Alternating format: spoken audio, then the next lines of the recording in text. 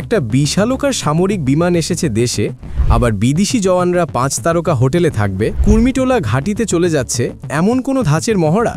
লোকে বলছে এটা কেমন রহস্যময়, রাতেই গভীর গোপন কাজ, কেউ বলেই দিচ্ছে দেশে যুদ্ধের গন্ধ। কিন্তু কি সত্য?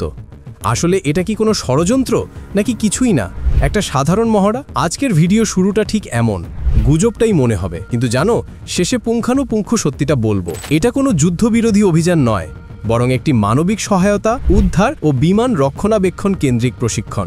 অনুশীলনে অংশ নিচ্ছে বাংলাদেশ বিমান বাহিনী ও যুক্তরাষ্ট্রের প্যাসিফিক এয়ারফোর্স।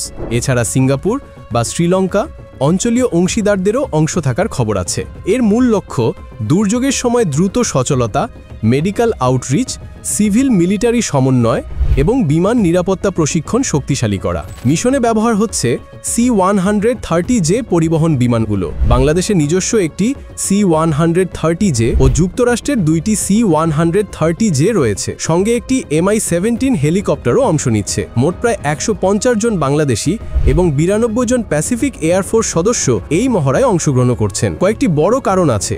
প্রথমত, বাংলাদেশ একটি দুর্যোগ ঝুঁকিপূর্ণ দেশ, বন্যা, সাইক্লোন কিংবা ভূমিকম্পে দ্রুত সহায়তা জরুরি। দ্বিতীয়ত, সামরিক সম্পর্ক মজবুত করলে অতি প্রয়োজনীয় সময়ে মানবিক সেবা দ্রুত পৌঁছায়। তৃতীয়ত, সাম্প্রতিক সময়ে অঞ্চলে বন্ধন ও প্রশিক্ষণ বাড়ানোর অংশ হিসেবে যুক্তরাষ্ট্রের অংশগ্রহণ। এসব মিলিয়ে এই ধরনের ফিল্ড ট্রেনিংগুলো আয়োজন করা হয়। এখন প্রশ্ন, গুজব কেন? সহজ, বড় বিমান, বিদেশি জওয়ান এবং হাই লেভেল অভ্যর্থনা এসবই ছবিটা ড্রামাটিক করে। কাউকে যদি হোটেলে মার্কিন সৈন্য দেখা যায় কিংবা C-130 উতরে চলে, তা ইনস্টাগ্রাম, ফেসবুকে দ্রুত ভাইরাল হবে।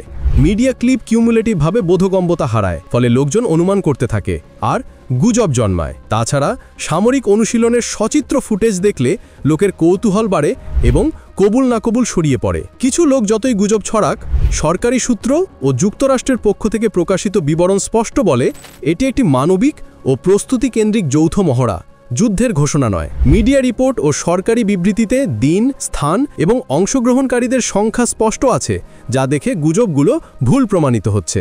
যদি তুমি রাস্তায় কোনো উড়োজাহাজ দেখো বা কোনো ভিডিও দেখলে, প্রথমে খোঁজ নিয়ে নাও, তারপর শেয়ার করো। গুজব দ্রুত ছড়ায়, সত্যি জানতে একটু সময় লেগে যায়। আর আমি এখানে আছি, তাই তুমি চাইলে আমি সব উৎস নিয়ে একটি ফ্যাক্ট চেক পোস্ট বানিয়ে দেব। শেষ কথা, গুজবের শুরু শোনাও মজার, কিন্তু শেষটা জানলে ঝামেলা কমে। গুজবটা শুনে মজা লাগবে, কিন্তু সত্যি জানা জরুরি। সাবধান, যাচাই করো, তারপর শেয়ার করো। প্রিয় দর্শক, আজকের মতো এখানেই শেষ করছি।